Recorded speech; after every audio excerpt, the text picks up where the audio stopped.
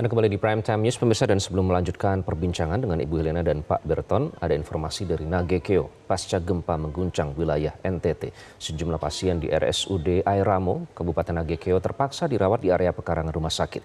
Kita ikuti laporan jurnalis Metro TV Ignas Kunda dari Kabupaten Nagekeo, Nusa Tenggara Timur.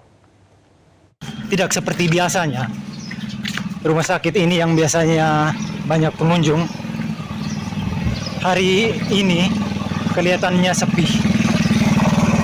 Beberapa ruangan para medis dan para perawat, para dokter harus mengungsikan pasiennya keluar.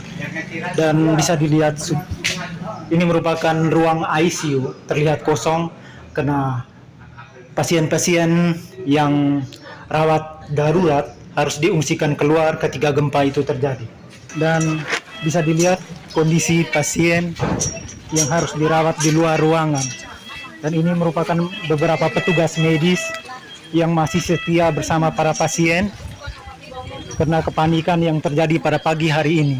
Dan ini merupakan pasien-pasien di unit rawat darurat harus dikeluarkan dari dalam ruangan untuk dilepas di sekitar pekarangan rumah sakit yang terbebas dari sasaran gempa ataupun penyebab akibat dari gempa.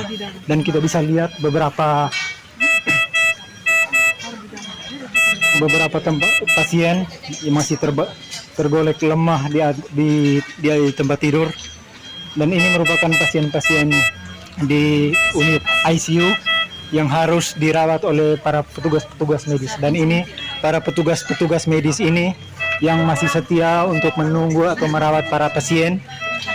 Mereka masih tetap setia, mereka akhirnya tidak lari karena masih memikirkan pasien yang masih dirawat. Dan bisa kita lihat ada beberapa keluarga, sedangkan di belakang saya itu merupakan pasien yang harus dibantu untuk persalinan. Dan beberapa pasien ibu hamil yang bukaannya belum terlalu banyak akhirnya harus bisa diungsikan ke atas gunung, sedangkan yang darurat untuk ditolong untuk persalinan harus untuk menjalani perawatan oleh para medik dengan kondisi darurat.